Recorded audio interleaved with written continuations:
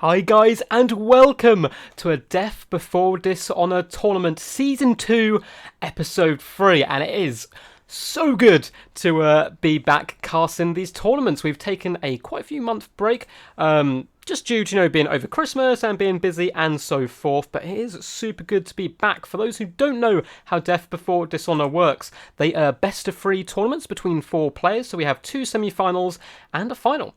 Now, this is going to be a slightly different format from our usual way of running these tournaments. Now, because there's been so much disruption with Total War Online, basically, especially when trying to spectate games. So when trying to spectate, I'll go into spectate mode or join into a game, there's a lot of crashes and so forth. So to get around that problem, what we're going to be doing is they've sent in the replays of the tournament. It's all been played offline, and I'm going to be casting the replays. Now, normally we are going to be going back and trying out to do the live version as much as possible.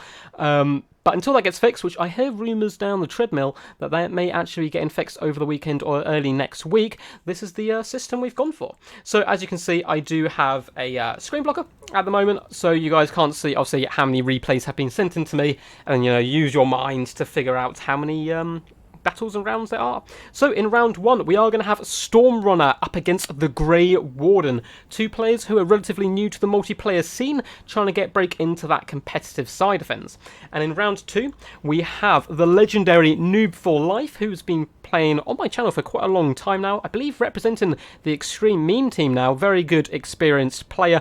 Noob for Life is definitely a name that tricks you a little bit there. Up against Ninja Pingvin, who is also someone who's played on my channel quite a lot. Slowly started to get into the competitive scene. I think this may be his first tournament, but he's also very experienced at multiplayer. So hope you guys are all doing good. Hopefully we will have a few of the competitors pop by at different points to give feedback on their strategies, their moves, what they did, what they didn't do, what they regret, and so forth. So yeah, let's get cracking. I will load up the first game now. And let's pop in. Cool. Now, I need to remember each time to take down this blocker, otherwise this is going to be a problem. Boop. There we go. So as we can see, we have Stormrunner representing the mighty Dowie on the left-hand side, and the Grey Warden with the green skin, so a real thematic battle to kick things off. Now, guys, I will be talking to people in chat and so forth, but mainly between games. So if you have any questions, do feel free to ask them, and I will try to get back to you as soon as possible. So we're going to have a little pause here, as normally we break down the armies as they're setting up, but obviously we're getting straight underway. So for the front line of the Dowie, we have miners with blasting charges. Now, you'll often see miners used in this way. They'll be placed at the front, they'll unload all their blasting charges onto an oncoming enemy and work as a type of speed bump. Personally, I like actually using them just behind the front line to ensure they get all those blasting charges off, and then I pull them back to protect the flanks and my artillery and so forth. But this is a very common and very good way of using your miners. Then the front line, it looks like he also has 2 units of Dwarf Warriors, one of them being the Warriors of Dragonfire Pass, a super great value unit who adds a little bit of extra toughness into that front line. It looks like he also has 2 units of Dwarf Warriors just protecting the flank, and he's got a very nice Dowie geometry box coming on here. And Dwarf Warriors, very good cheap value for money, they hold for a very long time. Then the back we do have the Dragonback Slayers, Regiment Renowned Slayers, almost always a must pick in most Dowie matchups, a very good unit there. Looks like they're going to be accompanied by the Rune Lord, so if we get this up, looks like he has brought the Master Rune of Negation. We see here, so that 44% damage resistance, super powerful spell, and the Master Rune of Wrath and Ruin. So going for the most competitive pick there. But as you can see, his combat forces aren't really going to be doing much punching. That's going to be doing a lot of soaking up damage. The real damage comes from his ranged core here. So we have 2 units of Iron Drakes, 1 on either side, and the fact you can have flamethrower infantry in a fantasy game is so freaking awesome. And of course, it's the dwarves who are going to be in charge of that. So 2 units of those will do very good against lightly armoured forces, which of course the greenskins have. They also have a Discourage. So if we look down here, they have the Burnt ability, so -8 leadership for 10 seconds, really good against the low leadership of greenskins. So we have 2 units of those. We have the Iron Drake Trollhammer torpedoes, basically the anti-large version, armor piercing, going to be sitting back trying to take down big spiders and trolls and so forth. We have the Goblobber, Regiment Renowned Grudge Thrower, doing some huge amounts of damage, surprisingly accurate, and also has a -16 leadership Discourage, very good there. And we have possibly my favourite pick of this entire army, the flame cannon. When was the last time you guys saw a flame cannon in a competitive game? I mean, if it's allowed to fire consistently, it can rake up huge amounts of damage, of course, against the greenskins, and I believe it also has that discourage ability as well. There we go, -8 leadership. Problem is, it is quite short range. It's sometimes quite tough to get the value out of that. We also have a Master Engineer as well, giving buffs to that ranged core. So if we have a little quick look now at the Warden's army, and he's in charge of the greenskins. Up front, we have some Night Goblin archers, and also Durusty arrows, perfect up against dwarves with that armor Sundrum. On the flanks, we have 2 units of Night Goblins, been a little bit sneaky, obviously looking to try and get round and penetrate the dwarf lines. And we have a big old front line of Orc Biggins, all with 1 chevron up. Now, Orc Biggins will do a decent job at killing dwarf warriors and miners and so forth. Not too bad even against longbeards. They will be able to munch for those guys, but it will take time. In the back here, we have 2 units of Savage Orc Arrow Boys, looking just to soften up the Dowie lines a little bit, assuming they're going to be working in unison with the Rusty Arrows, lowering the armor of some Dwarf units, and then really piercing them with the mass amount of Archer Fire. We have the Hammer of Gorg. If left alone, this can do huge amounts of damage, but of course, Greenskins Artillery not the best at trading with Dowies. We have the Ragnarok Queen, so the regiment around Ragnarok Spider up in the back here. Bit of a risky pick, of course, with so many cannons and thunderers and so forth, and almost always slays in a dwarf army, but comes with some really useful abilities, especially the little hatchlings that you can summon. They're really good at getting on the back line and harassing. And for leadership, we have Grimgor Ironhide, the biggest and the baddest of all the boys. Now, I think Grimgor gets a little bit of a bad rep. He's slightly better than some people give him credit for, but he's, he's a little bit of a meme, but against dwarfs, he's fast enough to catch them. He has huge armor piercing damage and should do a really good job. So one last quick little look at chat. I see a few people have popped in. Whoa, what's up, Noob for Life? How's it going? Warden. Yo, Scourge of the West. Good to see you guys here. And if you do have any questions, Warden is, of course, playing as the Greenskins today, and Noob for Life is in the other semi-final. So if you have any questions, feel free to ask them. I'm sure they'll be happy to answer them. So let's get this battle underway. And of course, there's going to be some initial exchange in fire between the Goblobber and the Greenskins Artillery. And this is a trade which is going to go very good for the Dowies, especially with that Master Engineer in here helping out. So let's see. I can see a few shots coming back. Have any shots come in from the Goblobber yet? Looks like they're coming in now. Thundering in, doing some pretty decent damage to the Orc Biggins off the bat. A little bit short of the Hammer of Gork there, but I think it's not going to take too long before the Warden realises this is a battle he is not going to be able to win at range. Although, it's getting some pretty accurate shots in, doing a little tiny bit of damage to the Goblobber, but as you can see, those ballistic calibrations have been popped. Plus 60 accuracy and 20 reload skill. That's actually really powerful, and it's starting to pay dividends now, trading really effectively with the Hammer of Gork here. And the Hammer of Gork, unfortunately, not getting too much damage back. So at the moment, they're just trying to chill out, do that range battle, but soon enough, the Greenskins are going to have to advance. Which they've got the tools, to take this battle. They can wrap around quite effectively, but they really need to protect some of ththese squishy units from all that range fire, especially the flamethrowers. They have to break the back line.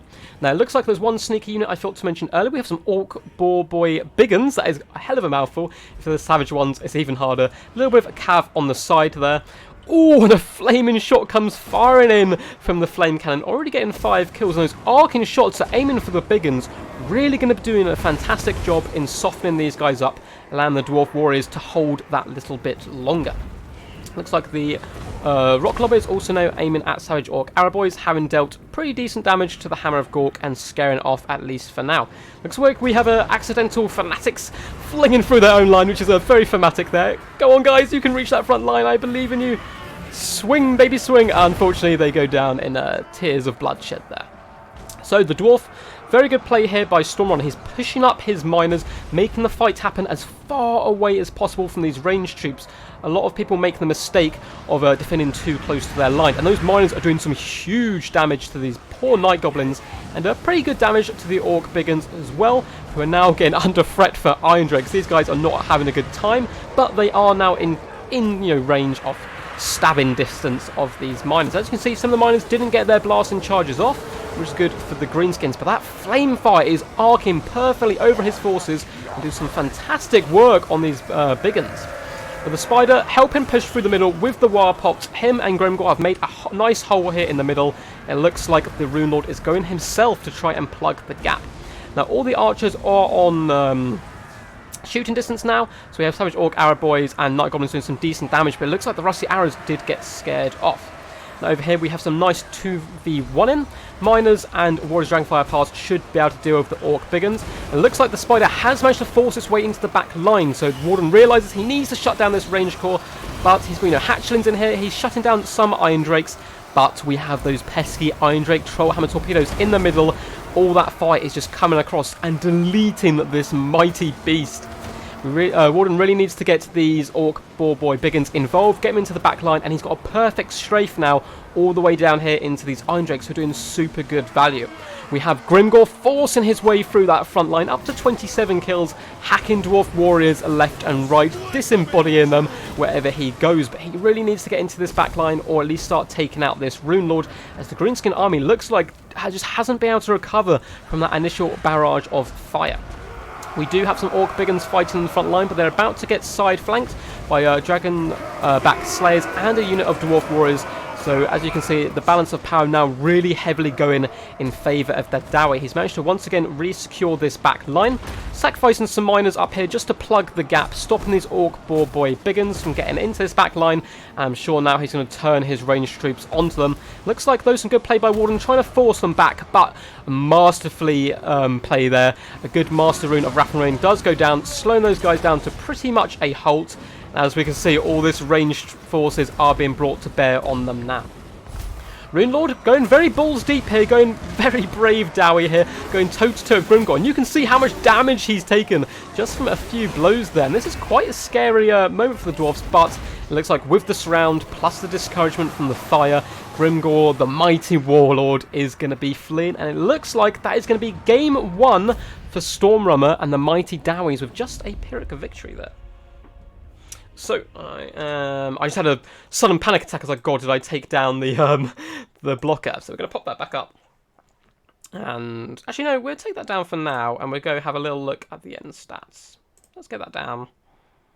Pop back into the game and end the replay.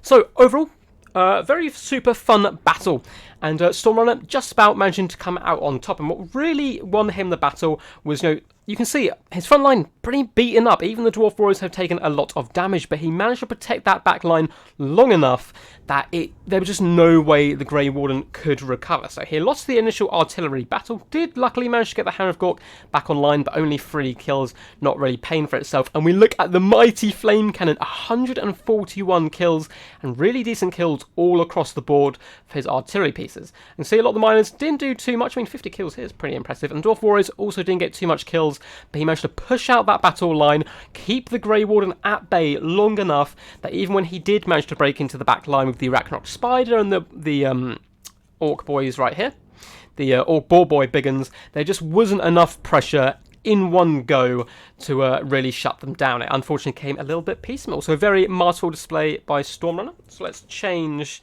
the scoreboard. So that is 1-0 to Stormrunner in this best of 3.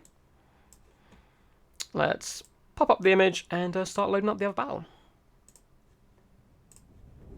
So how did you guys find that? I believe Warden is in the chat. Yo, Poison Ducky, how's it going, man? Hope you're all good.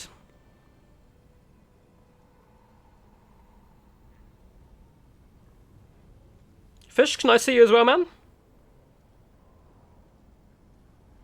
Yeah, it was really about getting into that backline. Against Dwarfs, you have to shut down backline. And a lot of new players like playing Dwarfs. I don't think they quite realise quite how much micro is actually involved as a Dowie player.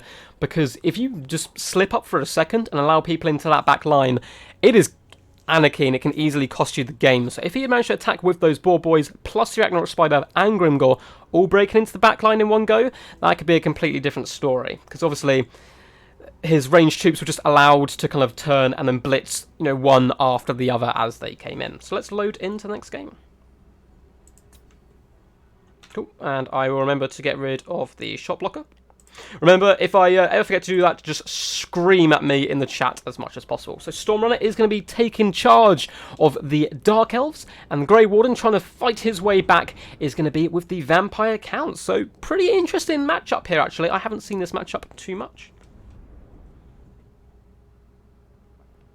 It has been a while, bro. It's great to see you back, man.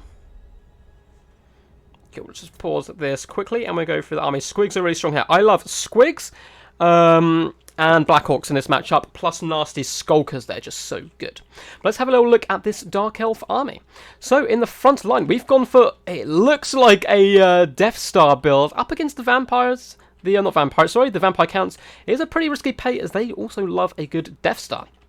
We could have a bit of a Death Star off, let's see. So in the front line, we have some Black Ark Corsairs, mixed in with Blades of the Blood Queen, Regiment Round Executioners, and another unit of Black Ark Corsairs. Haven't seen these Executioners too much. My god, this is such a jumble to dissect. We have the Sisters of Singing Doom, Regiment Round Witch Elves, huge anti-infantry, they just slaughter lightly armoured troops so quickly, and of course can make your enemy rampage. We have the Black Guard of Nagorond, double silver chevron, really going to help out against anti-large. You always need some of those mixed in. Let's see what else we have in the mists. We have the Chill of Sontar, the most gangster and cold-hearted of the Warhide. Just going to be adding that extra punch. Of course, causes terror. It's not going to be effective here. But it also has Frostbite, Frost Breath, and can regenerate. So can be very tanky, especially in the build it looks like he's going for. We have the Blood Rack Shrine, something I've barely seen so far, so it's going to be very cool. Works as a bit of a mobile artillery piece, I believe, with the armor-piercing missiles of the little Medusa on top here, but of course it's also a big old massive pain and causes terror and so forth, but once again, that's not going to play into effect here. It looks like mixed in as well, if I can find you, there you are. We also have a Death Hack down here, going to be adding in those poison attacks and helping with the anti-infantry.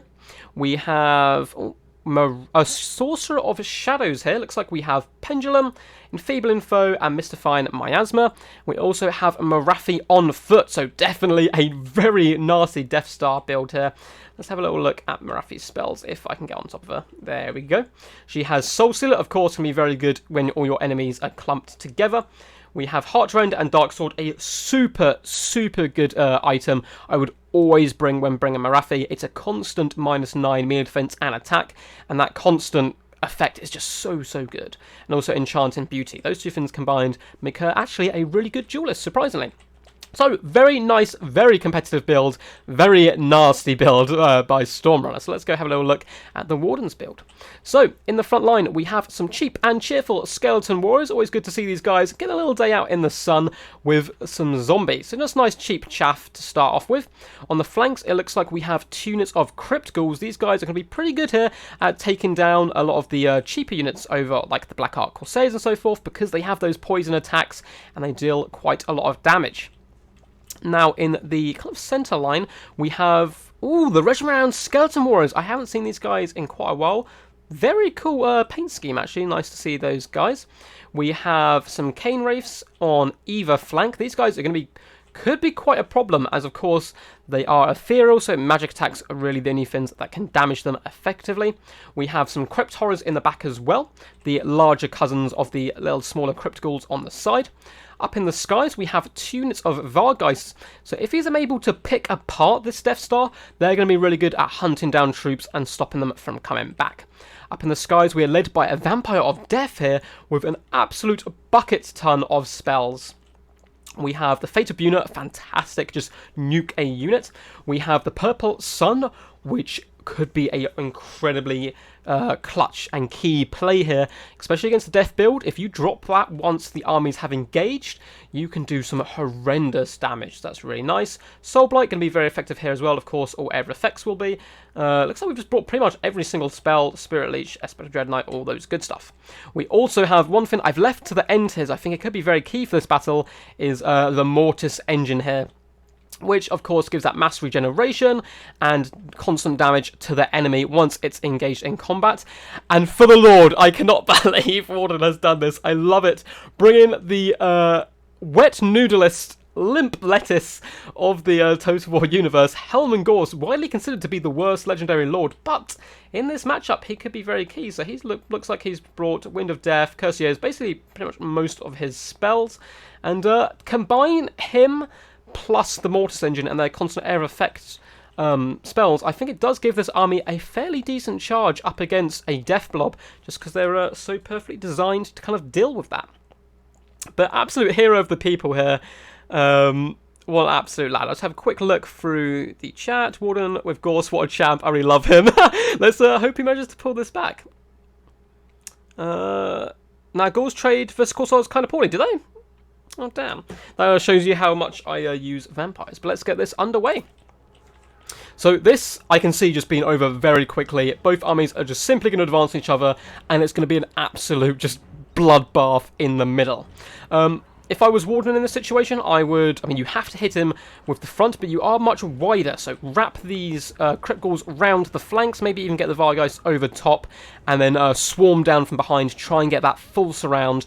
And then, Purple Sun could be really key here. With those Mortis Engines effect, he might be able to grind this out, but this is an incredibly nasty Dark Elf army, and Marathi as well, bringing in those air of effects. I don't know which way this is going to go. It's just going to be a bloodbath in this large dip here, but I'm all about it. Looks like an early spell coming in. Is this a Purple Sun? It is a Purple Sun. I think used a little prematurely. Could have waited for them to engage. As you can see, it is now going out of range, but really good value from it in the first blast. Taking down those Blackguard of Nagron down to half health, and the battle is instantly away. Early shots coming in at the Chilasonta, and you can just see the pure chaos that is starting to unfold. And it looks like some heavy losses initially on the Dark Elf side, mainly from that spell coming in. See, if he had waited and used it now, think of the carnage you would cause. But I suppose there's also the friendly fire to think about. So it looks like Warden is bringing these Cane Wraiths around to the outside, with the Crypt Ghouls as well, and he is going to pop in the back here and get a complete surround. But if his front line dies before that happens, it'll all be for naught. As we can see, huge damage being taken all across the front line, really. And it's quite tricky to see what is going on. So he really needs to get these units in now, and a big pendulum coming down, doing some pretty decent damage across this front line. So, yeah, I mean, this is a balls deep, everything to the wall situation. We do now have those rear attacks coming in. Crypt Ghouls and Cane Wraiths piling in. Now, the Cane Wraiths should easily be able to take down most of the infantry with the help of the Crypt Ghouls, giving those poison attacks as well. We do have a big Soul Blight coming down as well now. Minus 30 armor and 30 weapon damage.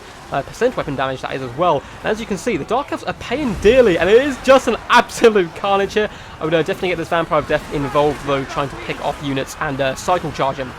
Mortis Engine has taken a huge amount of damage. Death Hag really trying to hunt it down with the help of the big nasty Bladbrock Shrine, but it's doing decent damage. 17 kills so far, and of course it is just simply healing up all these troops as it goes and doing damage. So we really need to push in these Crypt Ghouls now to get a full surround, but the Black Ark Corsairs are starting to waver quite badly. Blackguard of Nagron, after that initial Blood Sun, really starting to struggle. I mean, they've still got quite a few kills, no doubt. Let's see. Oh no, only 14 kills.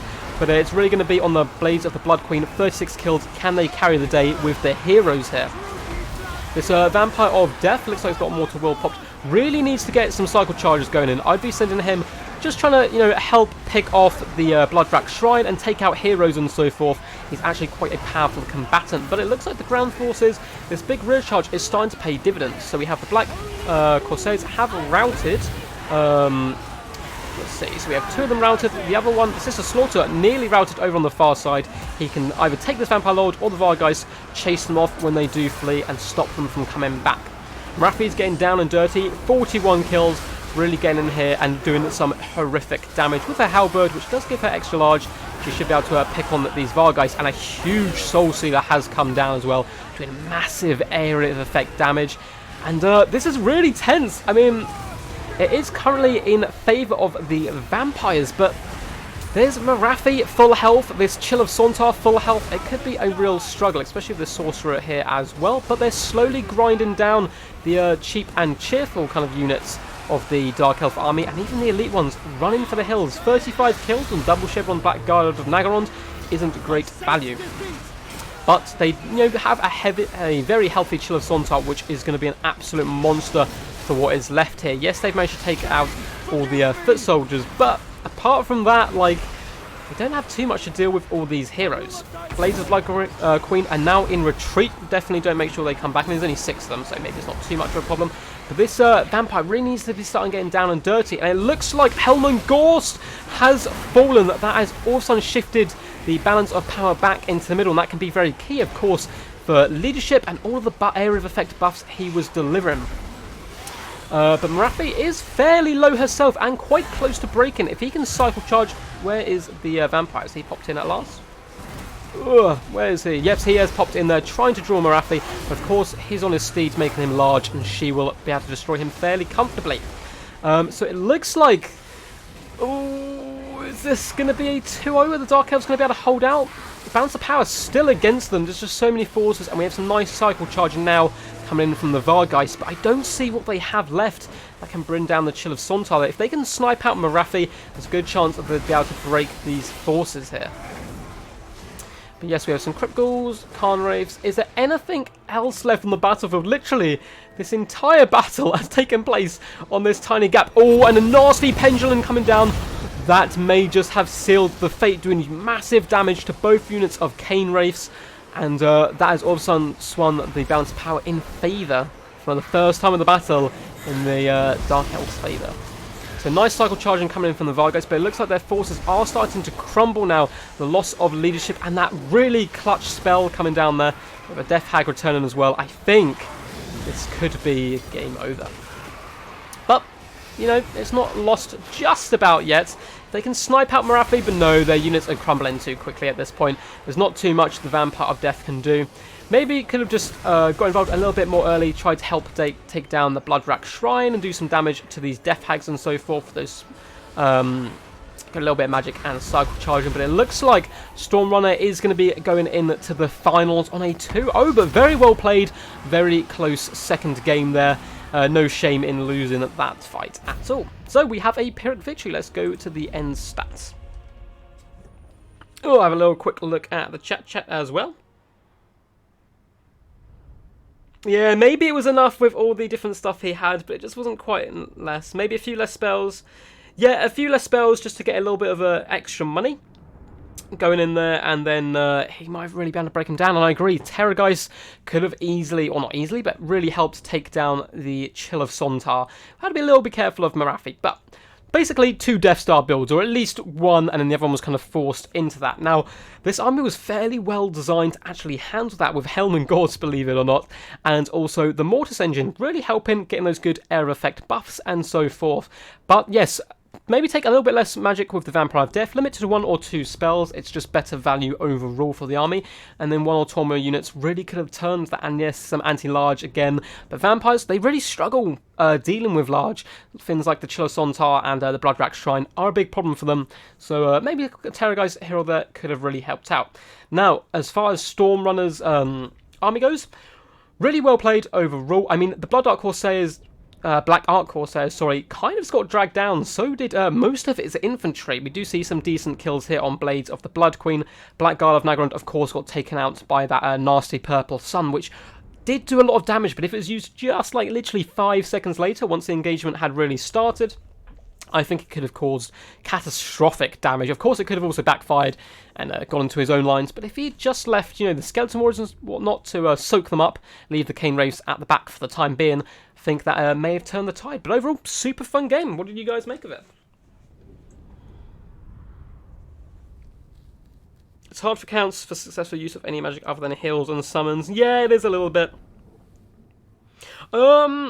Yes, Scorch does do air effect magic, and I want to say healing. I haven't seen him used too much, to be honest. That's actually really cool for Warden Commander Duncan here, or also known as the Grey Warden, to bring him in and showcase him. We got him and Grimgor. If that doesn't make the Grey Warden the People's Champion, I don't know what will. So hope you guys are enjoying. If you are new to the channel, please do subscribe and give a good old thumbs up and all that good standard YouTube stuff. I do multiplayer battles, we host tournaments, campaigns, live stream them as well, and we're branching out to other games as well. But anyway, let's get on to the next set of games. So, in the next set of games, we do have the Mighty Noob for Life. So let's type his name in at the top here. Who don't let his name confuse you. Oh, why is that can't read? He is a very good player. Up against Ninja. Is it Penguin, I believe? Who is actually a bit of a veteran on the channel, having played since kind of the early days. And I only had like 20 subscribers and so forth. So he's been around for a while. Well, looks like we can't change that. It's going to be a bit red, which is fine. There we go. And let's get up our little blocker there. Boop. And let's pop in.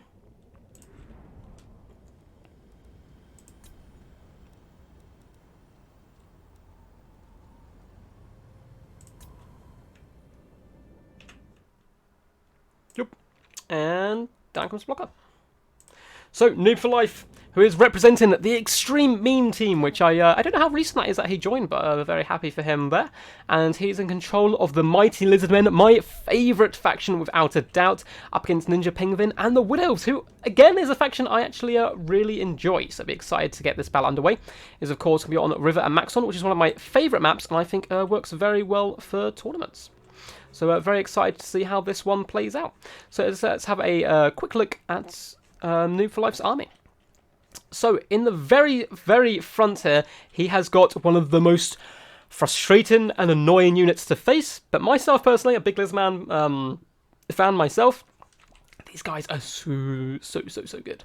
So we have 3 units of Chameleon Skinks, and they come with really nice missile resistance. Let's see if I can actually find out where that is.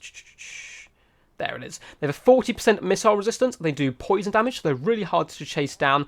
And it looks like we, in fact, have 5 units of Chameleon Skinks. This is pretty crazy, but of course, you're up against Wood Elves. You know you're going to do a lot of skirmishers. And of course, Wood Elves don't have much armor, so these guys can do a significant amount of damage, not just harass. Now, for his main line, he's gone quite cheap and cheerful. We have some Skink cohorts with javelins on the flanks, mixed in, along with a couple of units of Saurus warriors with shields. It looks like 3 in total. We have some quite quick cav. Well, they're pretty slow as far as cav go, but for Lizmen, they're quite quick. We have some Cold One Spear Riders on the side, can trade fairly effectively with Wild Riders. And it looks like we have another unit of Cold One Spear Riders on the left-hand flank. In reserve, we have some Red Crested Skinks. Slightly better than the little skink brethrens over here, plus they bring a little bit of armor piercing, frenzy, all that good stuff. Now, it looks like we do have a couple of big dinosaurs to look at. So we have a Gary with a solar engine here, so big, nasty, heavily armored Bastiladon. It's quite hard to actually snipe these guys out unless you've brought Way Watchers, and having that kind of long distance range is going to be really useful in dictating the pace of the game, forcing Ninja to come into the Lizardmen and not really allowing him just to skirmish as he probably wants to do. We also have a Skink Priest, a Beast here, just with Flock of Doom and the Manticore Summon. Very nice competitive pick there. And we also have a Saurus Old Blood on top of a Carnosaur. Can be considered a fairly risky pick, as there can be a lot of nets and, as we said before, Way Watchers around just to snipe out big targets like this. But if you keep him moving, he's fairly cheap compared to some options. I'm assuming he has brought, yes, the Horn of Kygor, which is a super awesome ability, giving him that plus 18% charge bonus, 24 melee attack and leadership to allies all within range. And also Amulet of Itzel, in case he is, starting to be sniped out. If you do get netted, you pop this, gives you a 66% damage resistance, which is very, very powerful, but one use only. So let's go have a little look at Ninja's army. It looks like we have a Flying Corps over on the right-hand side here, which is pretty damn cool. We have 2 units of Hawk Riders. Again, I don't know when I've seen these guys in competitive play. We're seeing some really cool units today we don't often see. So they're a bit of a harass unit. They do have armor piercing when in combat as well. We have a Glade Lord up here, and do we have... Let's see what version. We have the female version, which is probably the most competitive. You can get the male with Helm of Discord, which works really well, but pray of enough Rama here. So good, netting your opponent in place and giving them that minus 22% missile resistance. She's going to be flying around on her Forest Dragon, which, in my personal opinion, is the coolest looking dragon. Look at those horns on top, like a mighty stag. It looks so cool. And it looks like the rest of his army is... Oh no, we have one unit down here. We have... The Firebark Elders, Regiment Renowned Tree King, also have a bit of fire resistance. Just a nice, tough and tanky unit here. But they look like they're quite separated from their main force, which is hunkered down in these trees over here, where we have 1, 2, 3, 4 units of Eternal Guards with shields. They do decent against skinks and so forth, but they will very much struggle against Saurus Warriors. We have a Branch Wraith up front for the Mage, which we have Shield of Thorns, Earth Blood, and is that Wyvern? Yes, it is, the Wyvern as well, given that minus 30 armor, so we have that. Shield of Thorns, just for the added physical resistance and weapon damage, and then, of course, Earth Blood, that's a nice heal. And we have 1, 2 units, it looks like, of Way Watchers, so it'll be interesting to see how this battle plays out. What are your predictions? I'm going to have a quick little look at chat before we get underway. Sorry that I'm kind of bouncing back and forth here between chat and whatnot. You hate Wood Elves, but you gotta love them, man! Fucking Wild Riders, they look so gangster! Storm must be fairly experienced. I played him at my son's. Yes, Storm is a very good player. So we kind of have 2 more experienced players and then 2 players trying to get in. I quite like doing that in my tournaments. So Noob for Life is a very, very good player. Played in some of my tournaments before, done very good. I know he's played in quite a few tournaments. Where Ninja, this is his first tournament. But of course, you know, sometimes the people who haven't played bring really unexpected picks, like that Helm and Gorse pick, for example, and it sometimes pays off, and it really catches you off guard. So let's get this underway. Just make sure the shot blocker isn't up, thank God. Now, the real question is, yes, I just saw that comment quick. Were these Firebark Elders left here deliberately or accidentally? Because they could be really used over here to help hold the line. And I think these Chameleon Skinks have been an incredibly good pick here. They're going to be an absolute nightmare to deal with. I mean, there's not really too much to deal with them. Yes, you have the fast-paced Hawk Riders, but you don't want them getting tied up in Chameleon Skinks. You're just going to get kited and slowly peppered down. Looks like Noob for Life is trying to discover at the moment where all this sneaky hidiness is, and he doesn't know these units over here, which could give Ninja some good targets and opportunities to get those Way Watchers in good positions. The Chameleons are trading up now with the Hawk Riders. Looks like they're a little bit of a swing and a miss with their first couple of volleys, doing a little bit of poke damage. But of course, Hawk Riders don't have much ammo, so they don't really want to be firing back into this situation. So Noob for Life is starting to bring all his forces together, trying to make sure that he's not too spread out in case he does get picked off in kind of sneaky ambushes, which you don't want to happen. Looks like the Firebark Elders are actually going to try and take this fight. Maybe work as a distraction for these Chameleon Skinks and allow the Hawk Riders to get on top of some targets. And it looks like the rest of the World Army is marching up, trying to get down round here. I assume snipe out this Bastildon so then he can play the skirmish game he obviously wants to play with this build. Treekin taking some shots by Chameleon Skinks. They're not going to take too much damage. They're hidden in the trees. And not too bad, you know, it's wasting the ammo of the Chameleon Skinks at least a little bit. So it looks like Noob for Life has figured out roughly where the Wood Elf army is. It's going to be over here and has started to march his forces forward. And it looks like he's just discovered the Eternal Guard as well. So the battle will start to get underway. But it's been a fairly interesting early phase, especially this Treekin forces trying to be used to waste some ammo. But it looks like Noob for Life is not having any of that. Over in the distance, we have some Hawk Riders. Looks like they've discovered some Cold One Spirit Riders, getting some nice shots into the rear there, which should allow them to do a decent bit of damage. And the slow march does continue. Looks like the Old Blood getting a little bit overhyped there, moving forwards, but as soon as he finds the Way Watchers, he does in fact move back. Just allows the Saurus Warriors to take them on his shields there. That's, you know, these are targets he doesn't mind getting shot by Way Watchers because it's just wasting that really valuable ammo. So I'm trying to dart around to make sure I'm catching everything. It looks like these Cold One Spirit Riders have been forgotten a little bit, and the Saurus Old Blood does pop back, looking to just delete these Firebark Elders, and he can tear them apart fairly comfortably. It does look like Ninja is responding with the Glade Lord and these Hawk Riders trying to desperately get over here. But great play once again, bringing these Chameleon Skinks over, and they've been such a pain already. Just to constantly pepper this Glade Lord. Looks like Solar Engine going in as well. It's slowed down, making it an easier target, and it is paying it dearly to get this breath attack off. Really nice damage coming in, and the Hawk Rider is trying to assist, but that was not worth it. This Glade Lord is getting destroyed, and it looks like the main engagement has just about started. Eternal Guard desperately trying to hold the line against Saurus Warriors, but they're just really not up to scratch, basically, against the much more ferocious and just downright more deadly Saurus Warriors. We're going to get in here and tear these guys apart. We do have an Earthblood to attempt to assist them and keep them fighting early on and protect these Weight Watchers, but he doesn't really have anywhere to run, and most of his mobile forces are being picked apart. Saurus Old Blood managed to stick out here, a victorious roar as well into the sky, destroying these Treekin. And unfortunately for the Glade Lord, he's going to get chased off by the Feral Manticore, and some shots still coming in from good old Gary down here. So we have some Skinks who can also throw some Javelins, might be able to pepper these Hawk Riders, and the Hawk Riders can't really find a home. All these Chameleon Skinks will be able to delete them, and at the moment they're just helping protect the Saurus Old Blood, who is down to about half health, but at this point the balance of power heavily in the Lizardman's favour. The Cold One Spear have been brought over now, but looks like they're just kind of chilling. They're probably going to be going in for a rear attack on these Eternal Guard, who do have an upgraded Shield of Thorns, just holding the line for as long as possible. But these Weight Watchers just don't have enough ammo, really, to kind of deal with this amount of people. They are getting some shots in on these Cold One Spear Riders, but they have managed to pop into the back here, and they're going to be feasting on these hiding Weight Watchers, trying to cower in the trees. But it's not going too well, unfortunately, for the pointy ears, which I know will be to the cheer of multiple people in chat who aren't big fans of the Wood Elves.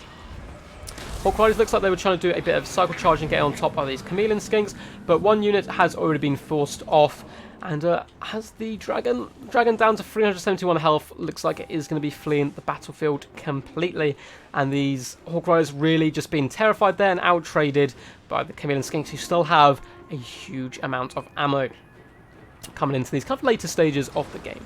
So it looks like the Eternal Guard, with the help of some Earthbloods and some Shield of Thorns, are actually dealing fairly effectively with the Red Crested Skinks here, dragging them down, and they've held the line for long periods of time, but they're slowly getting pulled apart by Saurus Warriors. We have Saurus on the back line, a Manticore summoned is hopping on top of the Branch Wraith, where those very squishy Weight Watchers. They have managed to pull themselves out, so nice play by Ninja, trying to rescue the situation as best he can, but oh no, we have the Cold One Spear Riders tactically left behind by Noob for Life, and now going to be charging up the hill. Cold One popped onto them to stop any rampage and to keep their leadership going, and you can try and run Weight Watchers, you can try and run a hide, or you can. They get one last salvo off, trying to do as much damage as possible. But unfortunately for these poor gents and ladies here, they will be eaten today by some Cold Ones. And I think that is going to pretty much force the balance of power over the limit there, and a very, very dominant victory by Noob for Life there, really asserting his authority early on in the tournament. Which is always good to see. When you play in a best of 3, winning that first game is huge. It makes you feel so much more comfortable. Overall, I think Ninja's army just wasn't designed to kind of take on what Noob for Life brought. Of course, you can see what he's trying to do. He's trying to skirmish with the Hawk Riders, with the Weight Watchers, be a little bit of a pain, and kind of drag apart Noob for Life's army by having his deployment. These Firebug Elders in one place, trying to trick the opponent into sending all his forces there, and then getting those Weight Watchers round behind and dealing the damage. But he just didn't really have enough damage output, unfortunately. Noob for Life's army, I really like this army. 5 Chameleon Skinks is disgustingly powerful. That is really good. And I can see it working against so many different Wood Elf builds. Now, it may struggle a little bit up against, Wild Rider Rush and so forth, you'd think. But he has enough presence, cavalry-wise, these Cold One Spear Riders to pop in. These guys do a huge amount of damage to the Wild Riders anyway. Yes, they're very fast, but they're lightly armoured. Poison them as well, and then the Cold One Riders will be able to trade very effectively against them. Also has a decent amount of infantry just to tear through cheap and chaffy people like Eternal Guard, and they trade very effectively against Dryads. And of course, it's always good to see a big Carnosaur. So what did you guys think of that? I'm just going to pop up the score, and then I'll have a little review on what you guys think. So Noob for Life does go 1-up in this second semi-final. Let's have a little look-see. Sorry I'm missing so much chat, guys. Unfortunately, I don't have 2 monitors at the moment. I am starting to sort it out, but I have to look at my phone, so I'm kind of looking between games. Yeah, the Lizardman build's really cool, isn't it? Scourge of the West. It's so good. Yeah, separating his forces, I think, did hurt him. The Firebug Imps, I get what he was trying to do. I think he was trying to pick apart your forces, drag you over there, get behind, and sneak up. But you had so much mobile force, especially with the Chameleon Skinks. I think his plan really did backfire, unfortunately. And just, yeah, you managed to pick him apart very effectively there. Yeah, Wood Elves are pretty tough. They're very high micro. I quite enjoy them personally. I have an Orion Rush build, which I love. But yeah. Yeah, high micro faction. Stronger in Warhammer 1. They're very nice in Warhammer 1. I still think they're good now. But there's only like 2 or 3 ways you can play them that I've seen effectively, at least at a higher level. They really need a DLC. I want the Twin Sisters, the Sisters of Twilight. I think that's what they're called, to come out with maybe 1 or 2 units. But I know they were quite sparse on tabletop as well. So they're going to probably have to pull some units out of the lore rather than the tabletop itself. But yeah, that was a real tough battle. But can Ninja, who is obviously new to the competitive scene, but still a very good player nonetheless. And I like his idea there. It is unfortunately up against a player like Noob for Life. It's really hard to execute those sneaky plans. So let's pop up the blocker now, quick. Boop. There we go. And I'll get the other one loaded in.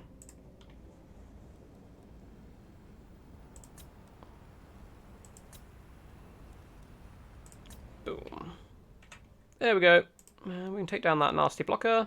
Yeah, and we're back. So it looks like Noob for Life is representing the Blessed Dread. Nice, a sub-faction from the Dark Elves. And it looks like he's going very thematic with his leader, who we'll get to in a second. And Ninja Pinvin is resulting to High Elves, which I believe is one of his favourite factions. So he's playing out the big guns, and we are on El Anguil. Now, this map is a really cool map. So, there's a lot of trees for sneaky stabbings and schemes, but at the same time, if you're an army, I don't want to get picked apart, I don't want to use the trees to my advantage at all. You can always force your opponent with maybe some artillery builds and so forth into this massive wide open space. There's so much potential in this battlefield. It's one of my favourite maps. I almost always use it for tournaments. So before we break down their armies, I'll just have a little quick at what your guys' thoughts were on the last battle. Well, yeah, I do like Wood Elf Rush builds. Those are fun. Yeah, man, they're so good. So you get big old Mel Gibson, Orion in the front, loads of Wild Riders, force your Dryads up as well. You blow the horn, giving you that crazy charge bonus, and you can just, I use it against Empire all the time, you can just elite people. It's so good. Yo, Zero, what's up, my dude? Hope you're all good. I haven't seen you around in a little while. We are currently doing a 4-man best of 3 tournament. It's all been replays at the moment because, unfortunately, for those who don't know, there were some issues with being a spectator at the moment on multiplayer, but I think they're fixing that over the weekend or next week, and it forces your game to crash and so forth. We experienced some of those problems on my last live stream, so we thought, we'd mix it up. I hope you guys still enjoy this format. I do prefer the live format, which we'll be going back to when we can. But we also have a 8-man tournament on the way, so if you want to get involved in that, please message me on Discord. I believe 4 of the slots are already going to be taken by people who wanted to be in this tournament but couldn't be, and we're going to open the other slots up. But now, that's enough talking. Let's get into these armies. So Noob for Life and the Blessed Dread has gone for one of the most gangster Dark Elves of all time. We have Lokir Fellheart with his twin blades. Not sure how he's actually going to attack with those on the back of his mighty dragon here, but he is riding sky high on his dragon. We have Dreaded Duelist ability. We also have, of course, Noxious Breath from the dragon, Helm of the Kraken, giving him that replenishment, plus melee defense, making him a very tanky foe indeed. Of course, causes terror and all that good stuff. So it's going to be very interesting to see how he plays. I quite like him. I don't know how competitive he is. I think Malekith and Marathi are more competitive, but still nice to see him in action. For the front line, it looks like we may have gone cheap and cheerful with some Dread Spears. So 1, 2, 3, 4 units of those Dread Spears. They get the job done. They work very similar to High Elf Spearmen. They're just there to hold the line and allow your other different parts of your army to really start paying dividends. It looks like we have a Bloodrack Shrine here as well. Nice to see this lady getting quite a lot of use today, having seen Stormrunner using it early on as well. Mobile Artillery Piece, Cause of Terror, Magic Aura, all that good nasty stuff. Over on the right-hand flank, we do have some Slaanesha's Harvesters, a very well-known competitive pick, and they're accompanied by some Dark Riders with shields, looking to get in that backline harass, not going for the ranged version. Is there any other cav on the left-hand side? Nope. It looks like we have one of the new units from the latest DLC, quite controversial amongst the multiplayer community. Well, not controversial, but people know they're very powerful. And we have gone for 3 units of the Scourge Runner Chariots, not the Regiment Renown version, but these guys, highly mobile, armor-piercing bolts.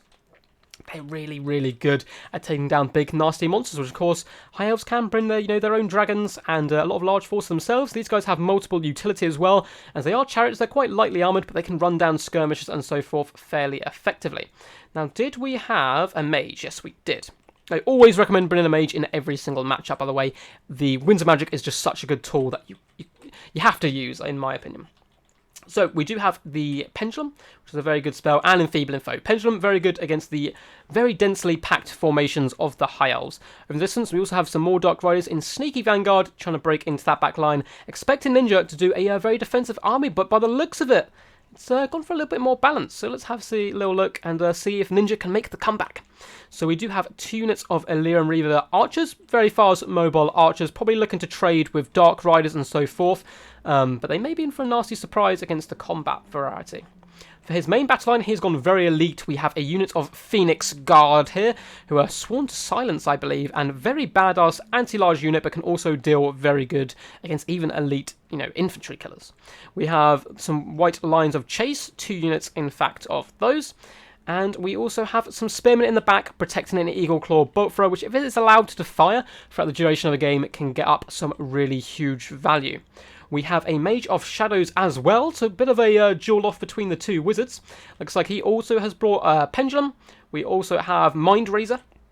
And we have Pit of Shades going for those big, huge strikes there. Up in the sky as well, we have a very formidable air force here, which is going to be a bit of a worry, actually. We're going to have a bit of an air off here for the dominance in the skies.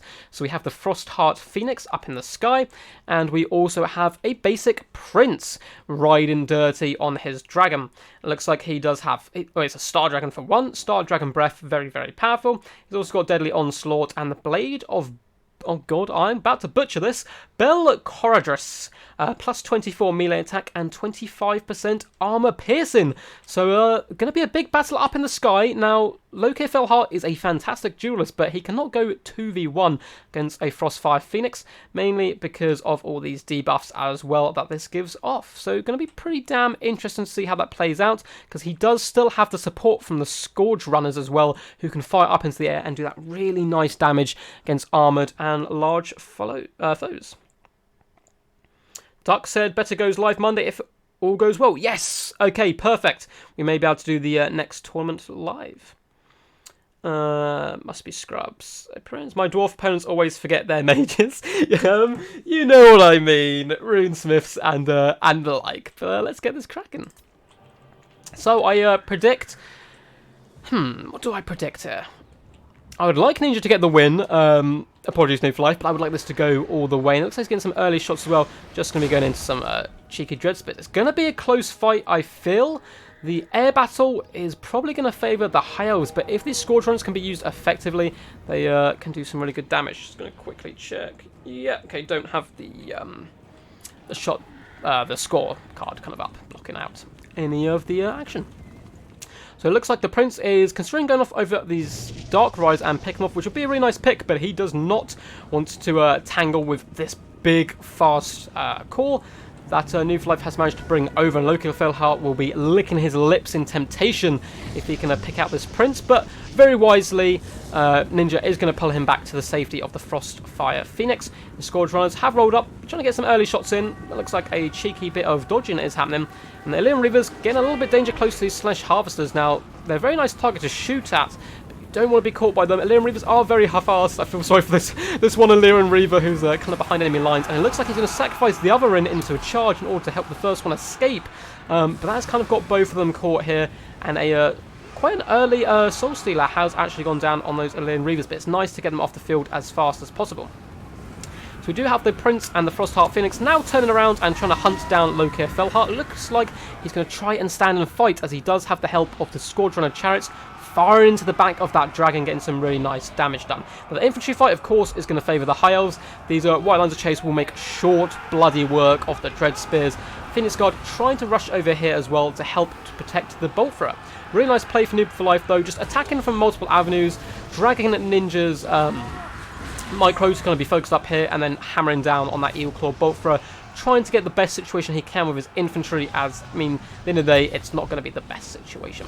So, a fairly even fight at the moment up in the sky. All the buffs popped down on the Prince, and Lokir Felheart is running for his life, the Cowardly Dark Elf, but huge damage coming in by these Scourge Runners. Look at the Prince down to half health. A very daring charge down by Lokir, probably trying to out-juke the Prince, does dart through the Phoenix Guard. Luckily, it manages to push his way through, but no, he turns around and challenges here. Looking maybe he thinks he can't escape, so he might as well try and get the damage done where he can. But he is up against the Prince. Frostheart Phoenix is now distracted, but no, waddling over. Loco Philheart is routing from the field, which is pretty dangerous. But the Prince in return is taking huge damage and also is getting pinned in by these Dark Riders, allowing the Scourge Runners to do a huge amount of damage. As far as the main infantry fight goes, we can see Dread Spears running for the hills wherever they go. White lines of chase now all kind of forming up here, but a pendulum coming in. This is going to be nasty.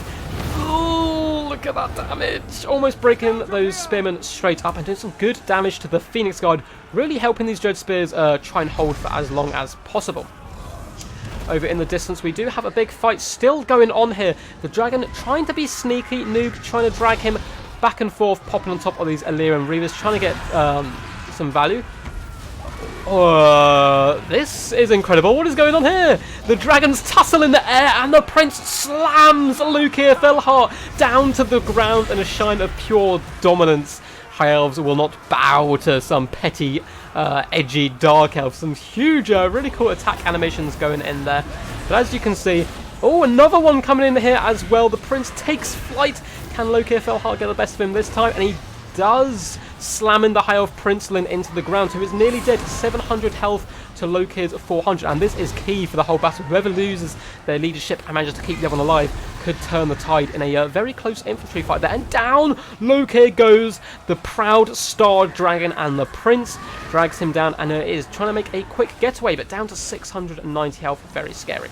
Now this Frostheart Phoenix, it needs to kind of really come over here and take down the Bloodwrack Shrine, which the infantry might struggle with a little bit. I would get the Phoenix Guard over there as well, as chasing chariots is good if you can catch them, but they're going to be able to out-skirmish these Phoenix Guard here. But as we can see, Ninja fighting tooth and nail to stay into this tournament, not going down without a whimper here. And some Spearmen have rallied. It looks like we also have the Equal Botford crew who can get back onto their piece would be really useful. And the Prince looking to just snipe off some of these weakened Dread Spears and maybe tear out them there. So good idea. So these Phoenix Guard are getting dragged away by the Scourge Runners. They need to be over here trying to take down this Bloodwrack Shrine. It looks like we have a Pendulum coming in, but a little bit wasted. I mean, yes, it is going to destroy these Dread Spears, but they're not too much of a threat at the moment. I've saved up my magic to try and help deal with the Bloodwrack Shrine, possibly. All these nasty Scourge Runners. Now, this poor Phoenix is trying its best to chase down the chariots and slow them down, but they just do so much damage output. Really nice play as well. As you can see, it doesn't bring all his chariots in one go, spreads them out in 3 different directions, gets that constant crossfire, and that is going to drag that Frostheart Phoenix away. And these poor Phoenix Guard have been pulled horribly out of position, and it looks like they're going to succumb to simple Spearmen and Sorcerers. Chariots, of course, coming back as well. Balance of power though still in the High Elf's favour. The Prince trying to get those cycle charges in, but he realises Enfeebling Foe has been popped to him. He's going to slam his way through those Dread Spears. He still is a mighty dragon even with the debuffs. It looks like he's going to try and make a quick getaway. So he needs to rally all his forces together and try and do some decent damage. This Equal Boltthrower could be pretty key. If he can get on top of his equipment, he should be able to hopefully start pinning some of these chariots. And it looks like the big shrine over here did eventually get dragged down by the dragon. So dragon once again taking flight. Breath attacks could be really key here. If he flies over the sorceress and manages to get a really good breath attack down on her and snipe her out, he may be able to tear out the rest of the Dark Elves. But I can see we need to bring these Spearmen over as well. But as I kind of was alliterated earlier, these Scourge Runners are going to be a really big problem. They're running out of ammo though, and oh no! They waste some of their precious ammo. They only had a couple of shots left, and they fire some into some shattered Phoenix Guard. But luckily their last arrows do go into the Prince. Oh, 87 health, and that is going to be enough to rout him.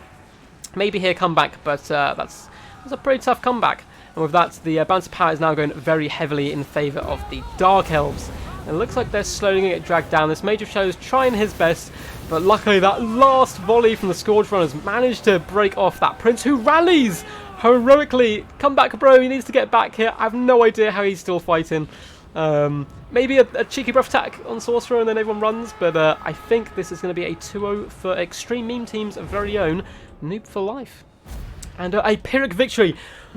Very, very well played to both competitors there. Ninja really coming back with a vengeance from that rather dominant display in the first game by Noob for Life, and making that a very, very close battle. Man, those attack animations were awesome. So, both armies, I quite like Ninja's idea here. I don't think the equal bolt throw is necessary because you just simply don't have enough manpower to protect such a thing. But going very elite and going with the really cool Air Force really caught New for Life off guard and managed to drag down Lokir Felhart and kind of neuter his on-field presence.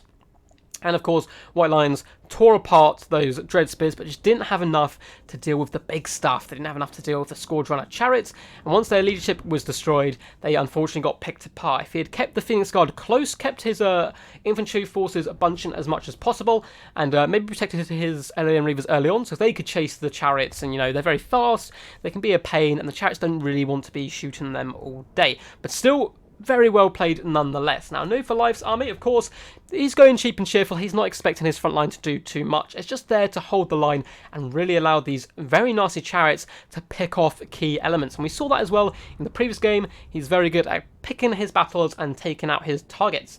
Lokir Felhart, always great to see him represented with the Blessed Dread as well. But overall, really decent build. The Blood Rack Shrine gave his front line a bit of added punch, and then he just managed to out-skirmish Ninja. So what did you guys think of that? I see a lot of GGs in the chat. Spoiler, I misplay Lokir. I'm really upset, bro. I love Lokir. That dragon had a 1,100 assigned weapon skill, all its buffs. Like a flying Golek. Man, it was beastly. It put down Lokir Felhart. But that, plus the Frostfire Phoenix, I think really helped as well, given all those debuffs. He did enough in a situation where he was placed and tanked. Yeah, true. He did tank it all. But yeah, maybe could have got more use out of those breath attacks and so forth and got a little bit more value out of Lokir, but nonetheless, still very well played there. And he kind of did his job, distracted the prince and allowed the chariots to really pick the prince off. But those attack animations, badass indeed.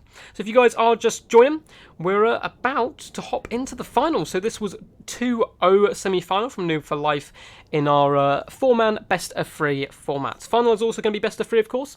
So we have the Mighty Storm Runner up against Noob for Life. No hint for Starman is a bit odd. Yes, I think that again could have been really key. Keeping his prince alive. I mean, he almost pushed Noob for Life onto the back foot, but it was only very briefly. He then got the Phoenix Guard, unfortunately, kind of dragged away, and the Prince was just so beat up by that point. But healing on him and that Frostfire Phoenix, nom nom, that would have been tasty. And very powerful indeed. If you guys are just joining now, please do feel free to mash that thumbs up button. Every time you do, a puppy is born, and every time you don't, a puppy dies, which is really horrible, and no one likes to see that. And also feel free to subscribe as well if you're new to the channel. We do multiplayer, we do campaigns, and we do tournaments. We're trying to get back into doing tournaments on a consistent basis, hopefully every 2 weeks. And we actually have a new format coming in that we're going to be trying offline, so it'll be all replays again, because it's going to be quite a big tournament. We're going to have 8 people, which may be a small tournament for some people, but for me, that's double the size of a tournament I've hosted before. So we're going to be getting into that, and that should be very shortly. If you guys want to get involved in any tournaments I do, hit me up on Discord. It is a rubber duck of war. I'm on all the major Warhammer Discords, Noob Hammer, which I highly recommend for new players, and experienced ones to help teach players, and all the tournament Discords, and all that good stuff. So let's pop up the image and start loading in. So how do you guys feel about this being replays instead of live? I think personally I prefer live, but this is making it a lot quicker. It does give me less time to kind of interact with you guys, unfortunately. Because it's just so quick, we're not waiting anymore between games. So, let's get rid of that nasty image. Boop. And we're back in, and New for Life, being he's clearly trying to win my heart over. He's playing Lizardmen once again with a Fat Boy Toad in charge up against Storm Runner and the Dark Elves, who we just saw be victorious. So we'll see how this army fares. Before then, I'll give a little quick time though for anyone who wants to chat. If New for Life wants to go through what he did in the last battle or any of that type of stuff in the chat below while we take this short break. Ooh, and it allows me to have a little word with you guys as well. I was hoping Storm would make it here. Have you faced Storm before, bro? I don't know if you've faced Storm in the tournament scene before at all. I know he's fairly new to tournaments and so forth. So maybe a little bit of underdog here, maybe. I don't know, but he is, as shown clearly before, a very competent and powerful player. Cool, cool. So, let's get it cracking. Let's have a quick look at New for Life's mighty Lizardman army. And once again, he's gone a heavy skirmish, but we don't have all those nasty chameleon skinks. Just this time, some basic skink skirmishers.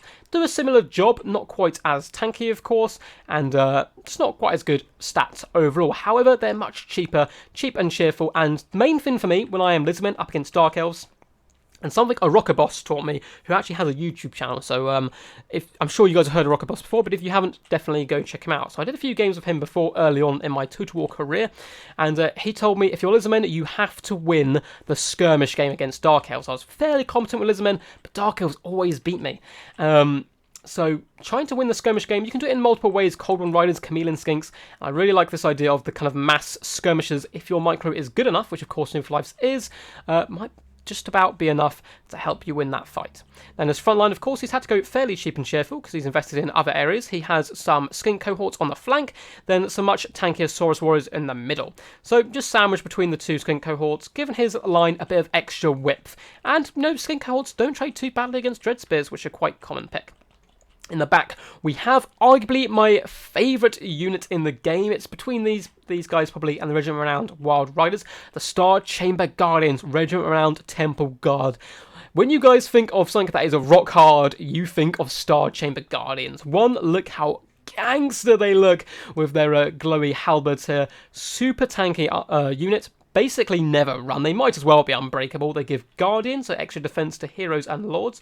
We can see actually that right here. 15% physical resistance in quite a large area. They of course have anti-large and trade effectively against almost all infantry.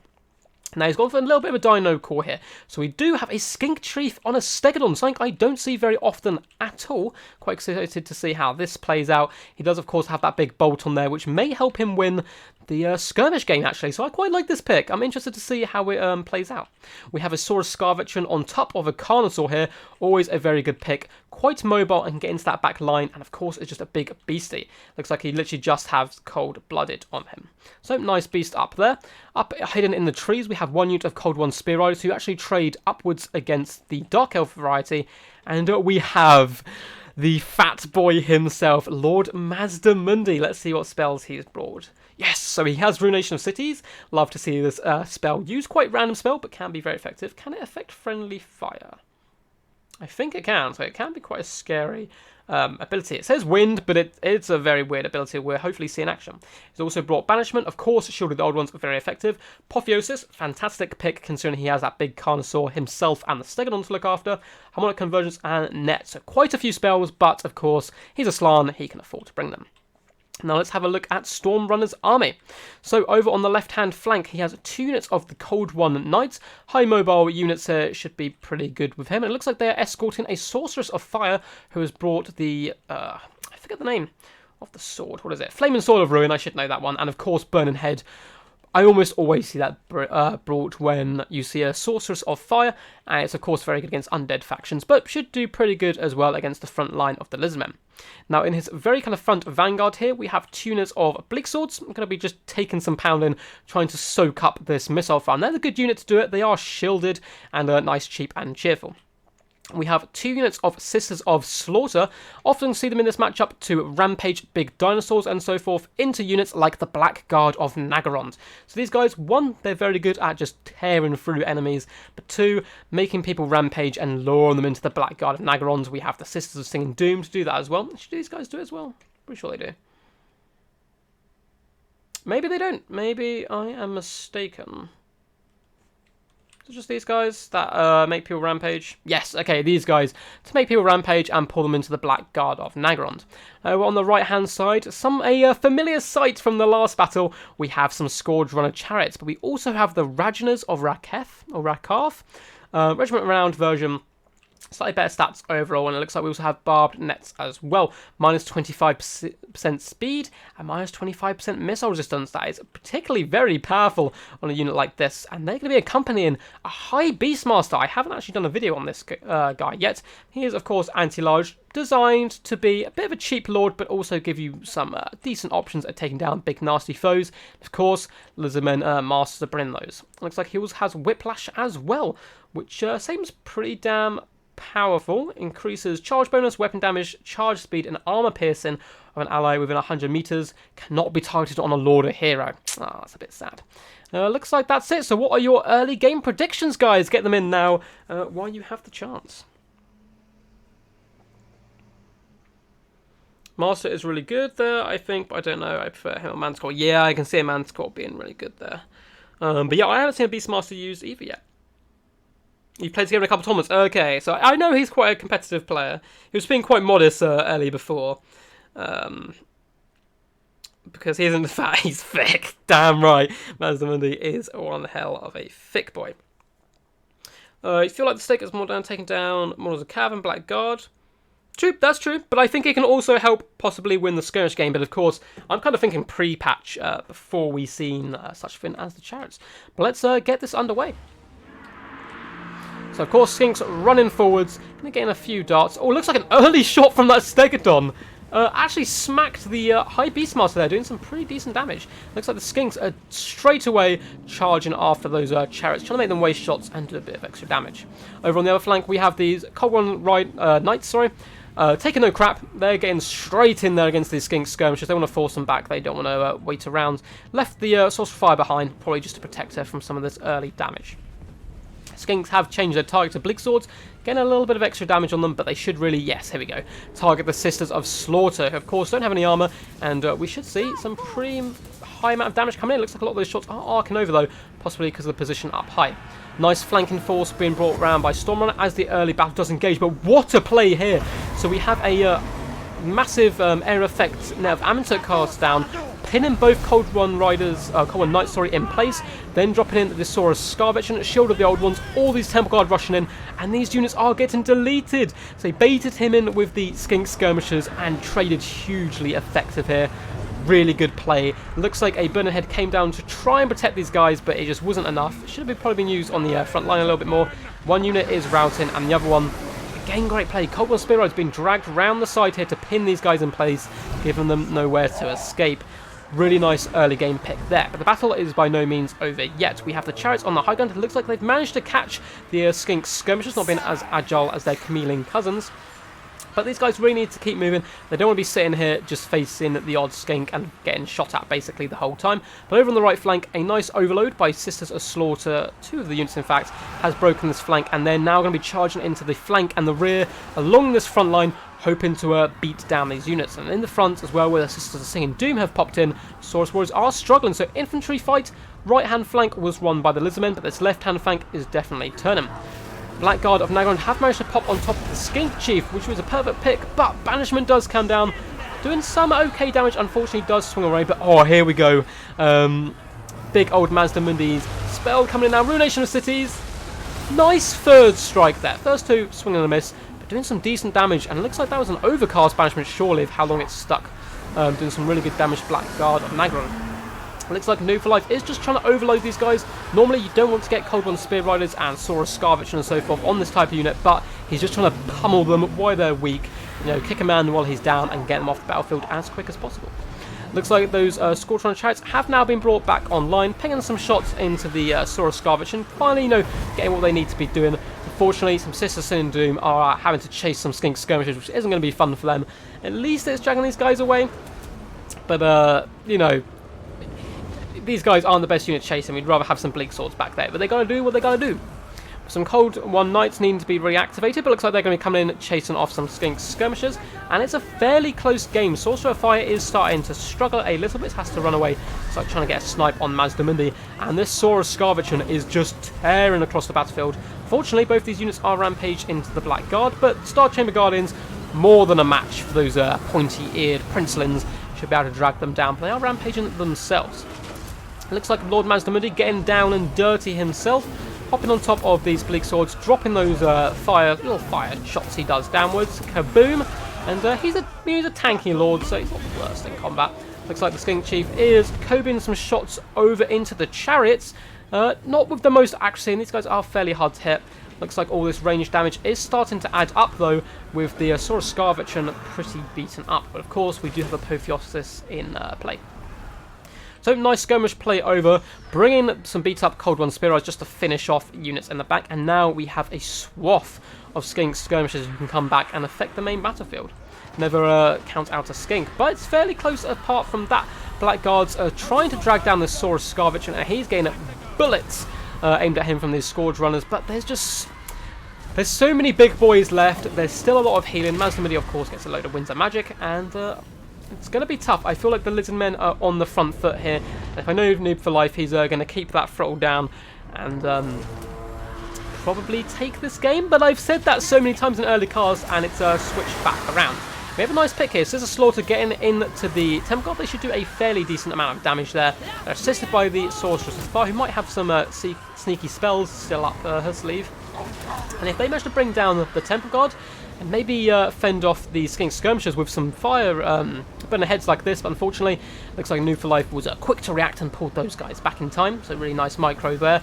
Maybe he can skirmish the big monsters with the chariots, but unfortunately Temple Guard are just so sticky. Look at them, 44 left, only 1,700 HP, and they are holding their ground tough, and in comes big Papa Saurus Scarvich, protecting his little homies there, charging in on the Sorceress while getting healed at the same time, and another shield coming down. This very healthy blob. Looks like they're going to tear out the Sister Slaughter, and he's just on the hunt, and that Sorceress is dipping as fast as she can.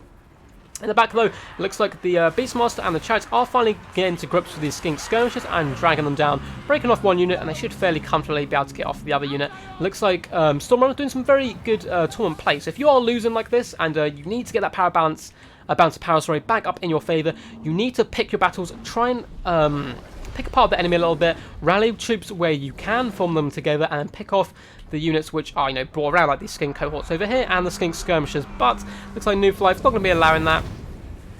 And the Saurus Scarvich, once again getting healed, is just coming in for babysitting duty, protecting these Skinks, and then the Skinks simply rallying and blitzing into these naked ladies, unfortunately. Looks like another burner head is coming down, trying to get on top of these Skink Skirmishers. Looks like this time, it looks like he was predicting they were going to move forward a little bit, but getting some decent damage on those Star Chamber Guardians. Tormentor Sword as well popped down, minus melee attack. Lord Maximundi is exhausted, but he's a fat boy. And it looks like the Scorch Runner Chariots riding through dirty, trying to get on top of these Skink Skirmishers, getting value where they can. But it's a bit of a struggle, and the balance of power is just going more and more in favour of the Dinos and Noob for Life. Oh, nasty Trixie net coming down there onto the High Beastmaster, pinning him in place. He has nowhere to go. He's surrounded by Skinks, which is not the end of the world. But the Star Chamber Guardians, real MVPs here, being an absolute rock in just the middle of the battlefield and taking everything that's been thrown at them. That's a decent amount of kills. They're going to come into the back of the High Beastmaster. The net has gone down. It's a little too late. He's pinned in. He's surrounded now. And that is going to be round one to the mighty Lizard Men and Noob for Life. So let's go to the end stats there for that Pyrrhic victory.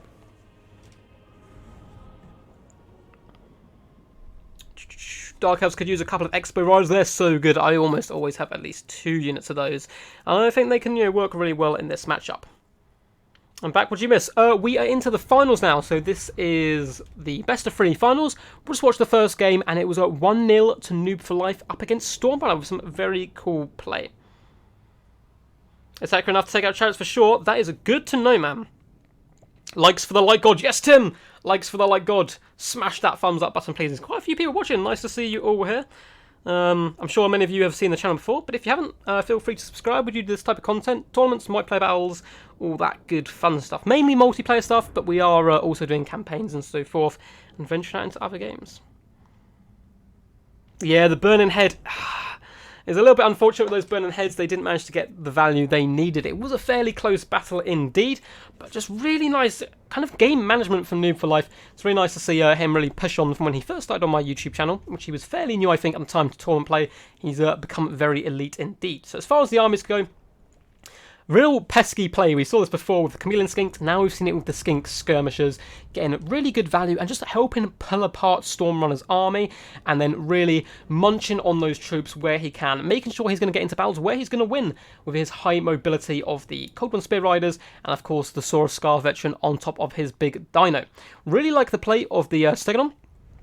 And we can see it's actually pretty damn accurate, so it did very good helping keep Stormrunners kind of the chariots and his other skirmish options at bay, forcing him into the fight he doesn't want to get involved in and keeping them kind of at arm's length away, which is perfect for Noob for Life. Then the skinks come in, be a pain, you hop on them to try and shut them down. Big dinosaurs come and munch you.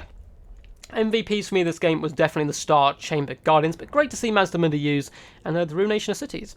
Now, as far as Stormrunner's armies go, I think it's actually a fairly good damn competitive build.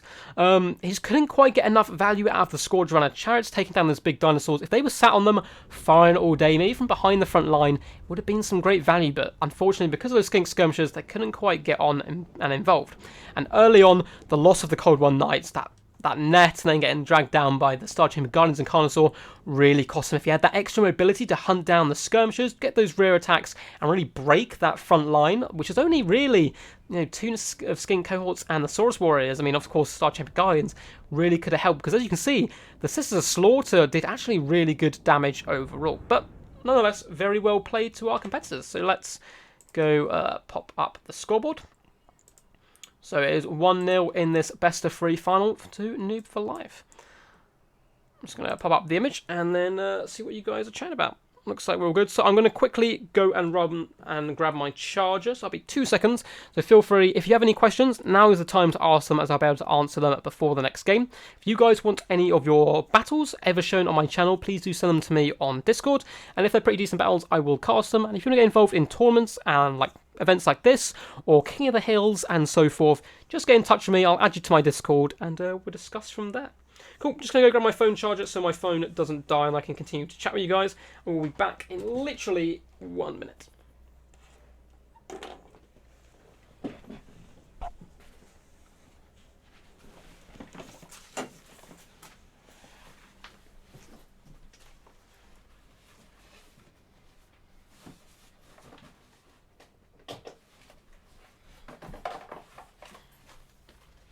I'm on my way. Ugh. Sneaking into my seat. Let's pray I don't unplug the wrong plug and the whole game crashes.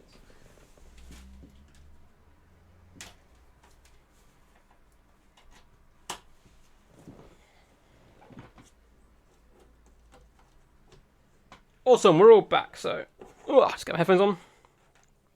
We're all back and charging, so I can speak to you guys, which is the main thing. Yeah, so I have a little downtime before the next game, just so people can chat and Noob for Life can discuss his tactics if you guys are interested.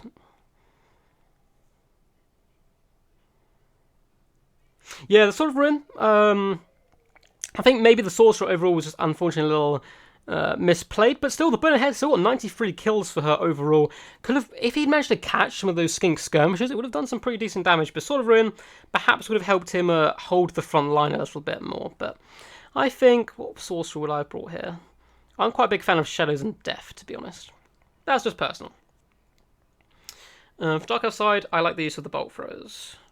Oh, you like to use Bolt Throws. Yeah, you can force the opponent towards you. Kind of what you did with the Stegodon, forcing them in. And there's kind of a temptation to use these chariots. They are very, very powerful, but at the same time, you then still have to advance on the Lizardmen rather than pick them apart yourselves. To be honest, Dark Elves just needed a better Lord and better screen. Yeah, he still managed to make it a fairly close fight.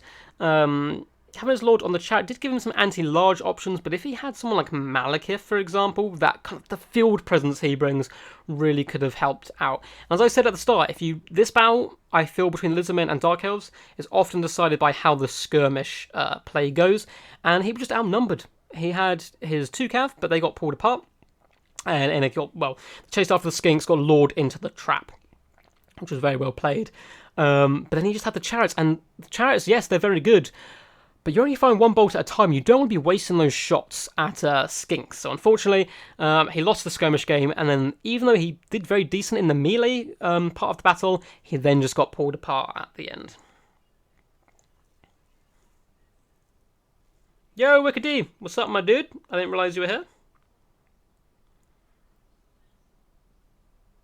It's always good to see. So let's load up this next battle.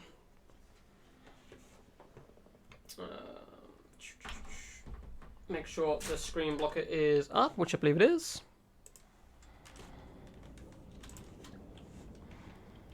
There we go to possibly the last game, but we'll see if Stormrunner can do a little bit of a comeback and get his revenge on Noob for Life and drag this out to a third match, which should be perfect.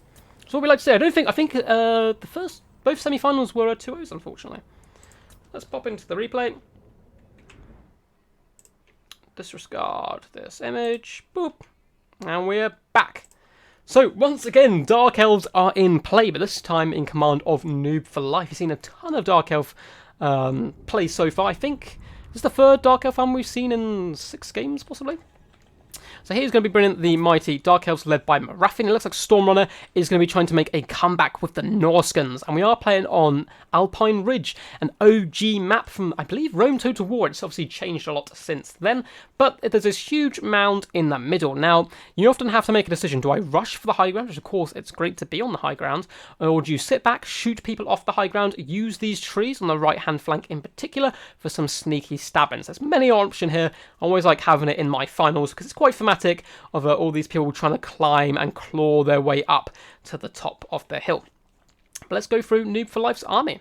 In the front, we're seeing these Scourge Runner chariots again. We have the Regiment of Renown version alongside 2 other units as well. These guys getting a lot of action so far in this tournament, and we've seen them used, effectively, and also how they can be neutered. And this looks like we've gone for quite a small build in general. So up front, 2 units of Dread Spears, cheap and cheerful, just going to hold the line. Don't need too much explaining on these guys, they are what they are. In the background, we have 2 units of Blackguard of Nagrond, holding up the rear. Of course, armor piercing, anti-large, very, very elite Dark Elf troops, and should really help deal with any mammoths and so forth. The nastiness that Norskans can bring. Now, we also have the Chill of Sontar, the cold-hearted, stone-cold War Hydra of the Dark Elves. We've seen this guy in action today as well. Very powerful Frost Breath, and also he can pack a punch. Regeneration allows him to stay very effective even into the late game. This is very cool. We have a Master, so one of the new heroes from the latest DLC. He's anti-large, basically a cheap anti-large hero. Quite like this pick overall, especially against Norska. If you're expecting, Famir, Skin Wolves, Mammoths, there's just so much use this guy can have. We also have a Canate Assassin. Looks like he's going to be rolling and working as a bodyguard for Marathi, which again, I really like taking assassins. If you get a enemy lord who's, like Tyrion or someone, or Wolfric in this situation, who's really good at sniping out people, just stick an assassin with you, or maybe even, an anti-large hero as well, and you can also trade very effectively against them, because they're going to be coming in for that Alpha Strike. And leading the forces, as said before, we do have Big Mama Marathi herself. On foot is how we've seen her today in general, I think. She has her magic wand with her. We have Soul Stealer, of course, very competitive. Doom and Darkness, and as we spoke about in one of the previous battles, Heartrender and the Dark Sword, super good, especially when combined with Enchant and Beauty. A lot of people underestimate that item and ability, and it turns her into a very nasty duelist. She has a halberd, of course, for that anti-large. So let's have a quick look at Stormrunner and his mighty Norskans attempting to do the impossible comeback. So on the left-hand flank, we do have 2 units of Skinwolves. Looks like they are both chevroned up, 2 chevrons to make them a little bit tougher. With Wolfric the Wanderer on top of his flaming steed. Overall, a very good character in general. I'm assuming he's brought Hunter Champions. I can't think of a situation where I wouldn't bring Hunter of Champions. Of course, you drop this on a Lord of Hero, it just nukes their defense and armor and speed, and you just batter them. Of course, he's also brought Fight or Die, and also the Mighty Sea Fan. So, in the very front, we have 3 units of the Marauder Hunters with Javelins. Really like these guys. I used to take the Axemen, but these guys, with their extra the way they throw the weapons, the firing arc, allows them to get a lot more shots off when they're hidden behind their own lines, and they still do decent anti-large damage as well. Now, for his main forces, he has 1, 2, 3, 4 units of Marauders. Nice, cheap, and cheerful, but you don't have to go too expensive. If you're expecting Dread Spears and Bleak Swords, these guys will tear them apart pretty comfortably. Now, in the reserves of his army, we do have a unit of the Mist Stalkers, the regiment around Famir. These guys have armor sundering, so that's pretty damn useful indeed. Also, they have this nice 22% missile resistance from the Frost. I believe, do they also have Stalk? Yes, they do indeed. Now, over on the left-hand flank, we have some Norse and Ice Trolls, a unit I don't see very often at all. So it looks like he's going to be trying to saturate these guys into the front line to really help out these Marauders and allow them to punch above their weight. But they've got to be a bit careful of the guard and whatnot of the anti-large. We also have a Familiar Bellfiend of Shadows. We have Pendulum. I'll double check all of these. I'm pretty sure I know what they are, but yes, Melkoff's Mystify and Miasma, Enfeebling Foe, and Pendulum, and of course, Arcane Conduit. So, is this the final showdown of Ultimate Destiny? We will have to see. It looks like we also have some Skinwolf Werkin in a high reserve. Some very sneaky play here. I like this quite a lot. The basically just a hero for the Norse guns. Pretty good damage dealer, regeneration, pretty sticky guy overall. And it looks like that is everyone. So I'll have one quick last look at chat, make sure everything's up and running. I don't have the shot blocker up, and I will be good to go. You've been lurking, Wicked D. Well, it's nice to see you, man. Nice to see you back. What do you think about RNS? What do you think about RNS that is particularly beautiful? Oh, you know, I'm all about fish legs, to be honest. Fish legs are my jam. OP Dark Elves. We've seen a lot of them. And your previous sneaky stabbings, I love them much. Here's Godin. Hell yes. He has a head on his card. Blades of the Blood Queen also have Guardian, I think. I believe they do. And now we can see the Guardian just down here is currently being passed on to Marathi. So, making predictions now, guys, and I'm going to get this underway. Just double check. Oh, I'm super paranoid. Yeah, okay, the shot blocker is not up. And let's get this underway. So it looks like Noob for Life is going to move up his squadron of chariots, trying to get on top of this hill and just have a little cheeky peek and see what his opponent is against. Because, of course, this does mask your movements. You can do a lot of sneaky deploying and rearranging of troops when your opponent isn't looking. But it looks like the, especially this left-hand contingents of Skinwolves and Wolfric are going to rush up the field, really try and chase these guys down quickly. Melkoff's Mystify Miasma has been popped, Overcast on top of the Ravengers.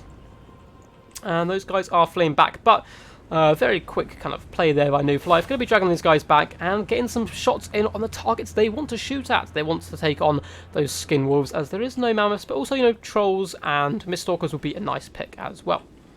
Looks like Noob for Life very happy just to sit back. He's not interested in fighting on no hill. He knows he's going to be a bit slower getting there, and there's just no need for him to push upwards and fight, you know, an uphill fight. What's the point? He knows at the moment he has the better skirmish options. There's no Marauder Horsemaster or anything lurking around to pin him in. Doesn't look like there's any wolves from his point of view at this moment, so he may as well just skirmish and get that value.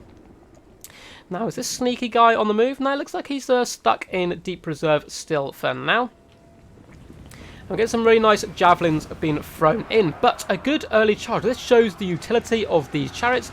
He knows there's nothing here that can pin him in quickly, so just do a quick hit and run, get some nice shock damage. There are a few javelins coming in. He's taken a little bit of damage, but in return, he did some fairly, a little bit of decent damage to these Marauders. Nothing too spectacular, but, you know, get that damage where you can, it will add up. It's also messed up the advance of the Norse guns. As you see, these units now are far ahead of the rest of the forces, and now Noob for Life can simply pick on these guys, delete them, and then face the rest of the army. So you really do want to pin people away like this. Looks like the chariots once again going for a charge in, a little bit risky here. And he's taking some quite heavy damage now. Look at all that javelin fire coming into the rear, getting those guys down to nearly half health, but they still have all their models and have their combat effectiveness. Looks like the Norskans are going to hold the line a little bit. He doesn't want to send these guys in piecemeal. So good play here. Trying to deal with these chariots, which he's done fairly effectively, actually. Half health on the Regiment Renowned, simply for almost half health on Marauders. Looks like the Skinwolf Wereking is moved up a little bit sneakily. Still there in the trees. But the Norskans are really going to struggle to deal with these Black Guard, in my opinion. They have the tools to deal with pretty much everything else. Those Marauders are going to really have to kind of up their game. Or maybe a Burning Head here could be really key. Or is a Pendulum, sorry, not Burning Head, what am I talking about? Noob for Life just a tad late. He's all-time been very quick at moving, you know, reacting to these type of spells come down, but does take a little bit of damage there. But nothing, again, too substantial. Javelins have moved up to try and get some shots on the Squadron Chariots, but have over-advanced far too far, and the Spearmen and Chariots are going to react themselves, and they're just going to start running these guys down. Marauders desperately pinning in to try and fill in the gap, and Skinwolves also hopping on. Skinwolves, if they can get on top of these Chariots, can drag them down pretty quickly, but now they're going to be saturated in top of Dread Spears. And again, Noob for Life's managed to make the entire fight happen in this one clump here, which is kind of perfect for him. He can now saturate in his Black Guard and stuff, neuter the kind kind of mobility advantage here that the Nauticans can sometimes bring with all these skin wolves and so forth. So it's going to become a bit of a mosh pit, but at the same time, one of the Scorch Runner chariots has been caught. And the unfortunately Chill of Sontar charging in to try and rescue it there has overstretched a little bit, and the chariots are now going to start paying the price. I'm assuming this is a big Soul Stealer coming down here. It looks like Wolfric is trying to get engaged. Yeah, big Soul Stealer coming down. He's trying to get engaged on top of Marathi, but this Master is lurking nearby. And with that anti-large and him being on a horse, he is really going to struggle in this matchup. I would pull him out, maybe bring him back and try and take out the Assassin, or even try and scare off the chariots. Just make your presence known. Yeah, this is better play here. Bring him over to the Chill of Sontar, doing some decent damage there, as you know it's not going to go well in the main fight. Marauders desperately trying to punch above their weight against these much more elite troops, but they are getting dragged down. Fortunately, Miststalkers, everything's getting saturated in, kind of sucked in to this big battle. In the battle, they cannot win. They don't want to be here. The Blackguard will drag down those big monsters. He needs to bring those guys to the side, help them to take down at the Chill of Sontar and so forth, which looks like he's actually in retreat, being surrounded by Skinwolves. Really nice play here by a Storm Runner, you know, bringing the game back, taking down the Chill of Sontar. And then maybe get their javelins to start picking on these Blackguard and really do some damage. The trap has been sprung, the Skin Wolf Working popped in, helping these Marauders just destroy these Dread Spears fairly comfortably, but he does need to fall back, maybe lap around and start hunting down some of these chariots or so forth, although they do very good damage against him and can skirmish effectively.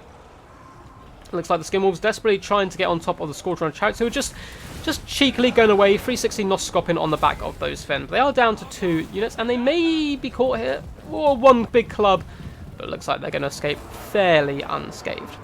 Over here, we do have the Skin Wolf Werkin trying to hop on Marathi, which is dangerous. She's surrounded by Blackguard, but he's not doing too bad, surprisingly, being assisted here by the Marauders.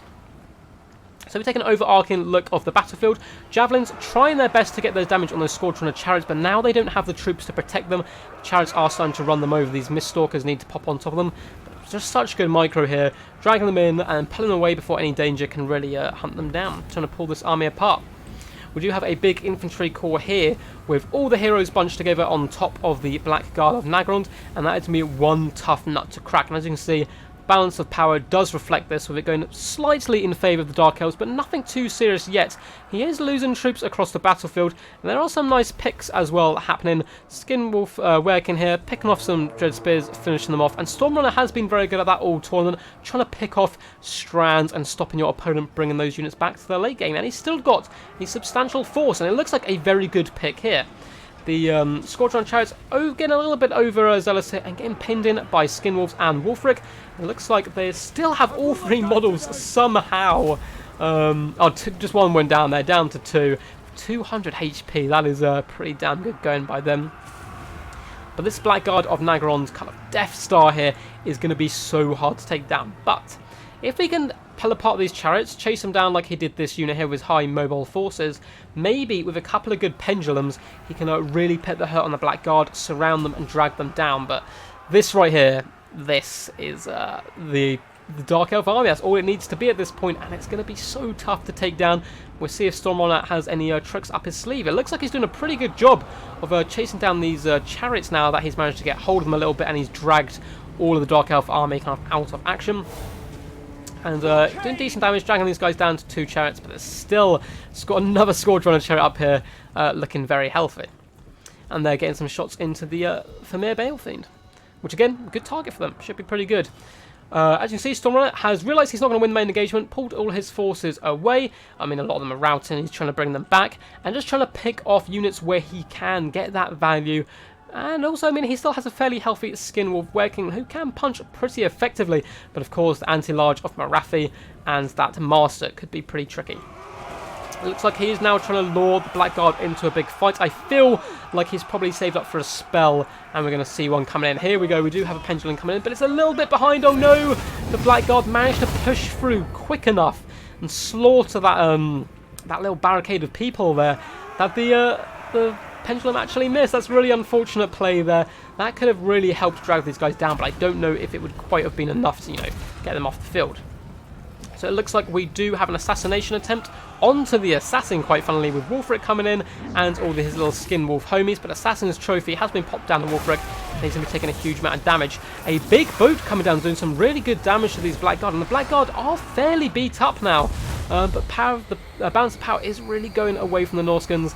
It's a nice attempt here, though. He has dragged down most of the Dark Elves, but there's just all his heroes are like full health. With these elite troops, I don't know if there's much Stormrunner can do to turn this around. I really don't. Doom and Darkness has been popped as well. Really nice play late game there to force it off, and it is going to be a 2-0. So Noob for Life has just received possibly the greatest honour one can bestow upon a man. He is this week's champion of Death Before Dishonour, Season 2, Episode 3. So let's go to the end stats there, do a little bit of breakdown, and have a discussion with you guys. So, Noob for Life, representing Extreme Meme Team hard there, coming through with the victory. Overall, Scourge Runner Chariots just so nasty, as we've seen. But we've seen, you know, they do take skill to use. They are quite powerful right now, and I feel like they're almost certainly going to be getting a little bit of a nerf, unfortunately for them, in the next patch. But overall, really nice army, quite simple. A little bit of a Death Star with the Blackguard, and with Dread Spears and the Hero Core, and then just try and out-skirmish your opponent with the Scourge Runners. You obviously got the added punch of the Chill of Sontar, although Stormrunner actually, I feel, dealt with the Chill very well. It overextended, he dragged it away, and then assassinated with Skin Wolves and Wolfric, of course. But overall, really nice, solid build here for Noob for Life, and of course, masterfully executed his plan. Now, for Stormrunner's build here, I like the Skin Wolves. I'm not a big fan of the Northern Ice Trolls. I don't know what role they really play here. A lot of the infantry of the Dark Elves is anti-large anyway. And yeah, I'm just not a big fan of those guys in general. But I understand trying to get some bigger monsters in there to add a bit of added punch to a rather cheap front line. Now, some added mobility could have helped him here. I like the Skin Wolves. I know, as I just said, you know, lots of anti-large on the Dark Elf side, but they can really pick and choose their fight Skin Wolves. They're also quite good skirmishers chasing people down. So if he had brought maybe a couple of Marauder Horsemasters, and then assisted them with Skin Wolves and Hounds and so forth, I think he maybe could have dealt with the Chariots slightly better, and then tried picking apart this elite Dark Elf army. But overall, very well played to both competitors, so let's just go change the scoreboard. So Noob for Life, 2-0 in the final. I believe that is probably the first Death Before Dishonour taunt we've ever done, where every single round was won 2-0, but very well played, and Noob for Life does get that honour. So normally what happens in a Death Before Dishonour, we do 4 tournaments, and the winner of each one's at the end will come together for a grand final. But because of Christmas, and I was quite ill for a while, and just didn't really have the time to do these tournaments, there's been a big 2 or 3 month gap since the first 2 heats of this season. So I will be inviting back Flying Taco and Chosen One, who won the first 2 tournaments. Now, it's been quite a long while since I've talked to those guys, obviously, since they won their tournament. So if they don't want to come back for a grand final after the next Death Before Dishonour, we will do a couple more and, you know, determine a couple new champions. But I'm sure they will try and come back and compete if they can. So, let's see. Well played all players. Yes, well played all players indeed, Warden. Yes, very well played overall. Looks pretty good for the Dark Elves. Yeah, that's really good. Dark Elves could use a bit more anti-infantry. Blackguard plus Hero scored are too much now. Yeah, that was literally what Zelda effect. If I go back to the game quickly, literally these 2 units and these 3 combined didn't even really need the Dread Spearman, to be honest. I mean, it's nice to have the added mass and kind of width, but that core there, and then you just skirmish with the Scourge Runners. If these guys don't get core and they're allowed to fire all game like they did, 60, 68, 35 kills, doing damage to large entities so well, it really is a tough nut to crack. Very nice build overall. I think Norskins need a Mammoth. I mean, I don't know in this matchup if I would take a Mammoth. Maybe the Regiment Renowned version, which gives you the damage resistance, but you know there's going to be so many unpiercing bolts coming in, and you've got to face so much anti-large that the Dark Elves can win. I think, again, much like the Lizardmen matchup, for the Norskins, you need to be able to win that skirmish game. Oh, pardon me, just a little bit burnt there. But if you win that skirmish game, you can then pick apart the infantry, surround them, and beat them down. Because either they're cheap and chaffy like Spearmen, or they're expensive and there's not many of them. But if you lose that skirmish game, Dark Elves are just an absolute nightmare to deal with. Yes, yes. So, thank you very much, by the way, guys, for tuning in. One last quick reminder, if you are new to the channel, welcome, welcome. Hope you guys stick around in the future so you can subscribe. I have, well, on YouTube, so you can just become a subscriber if you want to see more content. We do tournaments, multiplayer, campaigns, and the like. If you ever want to compete in any of my tournaments or have any of your games shown on my channel, please do get in touch with me on Discord. My name is Rubberduck of War. I'm on all the major Discords. Yeah, and it's good to see you guys here. We've had quite a few people watching, which I love to see. And of course, I'm going to hang around now just for 5 minutes or so in case you guys want to chat. But that is the end of the tournament. Noob for Life taking it 2-0 there. But I'll hang around for about another 5 minutes in case you guys have any questions and want to ask anything. But thank you so much for tuning in. It really does mean a lot. Also, just remember, if you do want to support the channel in any other way, there's no pressure to at all. I do have a Patreon down in the description. You can become the first Patreonic guard for myself, a guard of pure rubber. And I am, in fact, a rubber duck in real life. Many people think I'm human. It's a lie. Don't believe them. It's all lies. And it's quite impressive, I think, how I can play at least to a moderate level on Total War. I don't even have arms. But yeah, Patreon down below if you want to support. But if not, just want to chill out. Thank you for tuning in. The screen out there, range, and the mammoth can do work. Yeah, if you can screen them out, I think. And Rex Foot Heroes, and yeah, no, that's a good shout. If you can protect the mammoth, it can work really well. But there's so much danger to the mammoth. I think you need to be a fairly high-skilled player to actually protect it. But yeah, I get what you mean. If you protect it, it can really crush some Dark Elf skulls. It's like I always say when I go up against High Elves, especially when I'm Lizardmen, I love taking loads of large entities, and everyone's like, why? You know, they're basic troop Spearmen, there's Phoenix Guard, they have lots of range options to bring down your big monsters.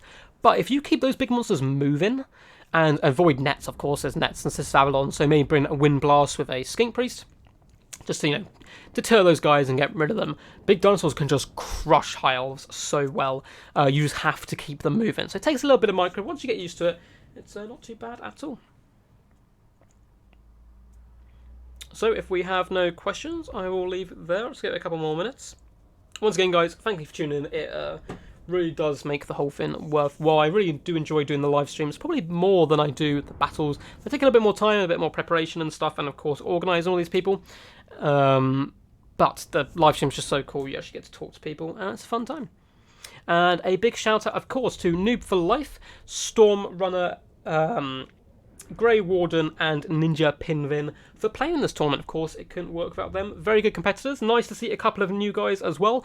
Try out and try and compete in tournaments. The only way to learn to play is by hopping in tournaments and so forth. It's a steep learning curve, but it is well worth it, and it's really good fun. And the community in general is just like super chill and easy. So it's good to see. Cheers, boys and ducky.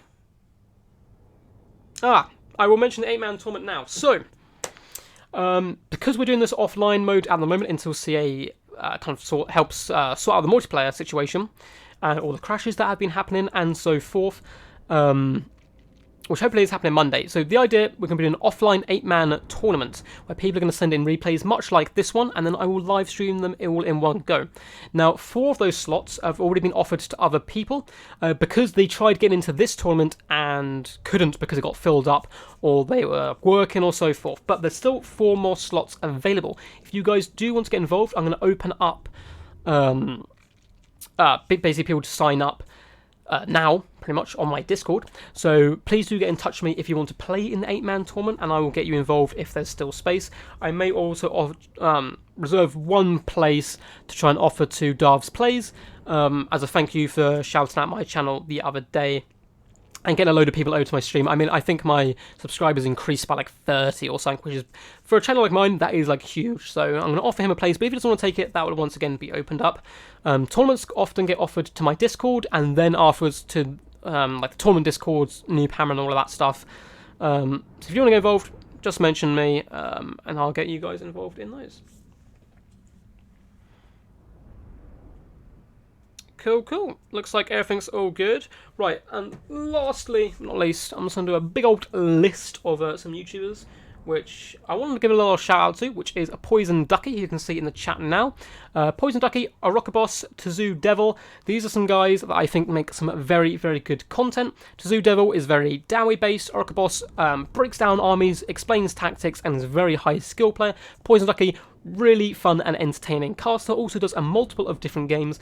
And of course I want to shout out people like Darv's Plays, Turin, Lawmos Showtech, but you guys already know all of those kind of big chaps. I think it's good to spread the word on some of these slightly smaller but growing YouTube channels, help them grow. Go check out their stuff, and if you enjoy it, subscribe, like, and all that good stuff.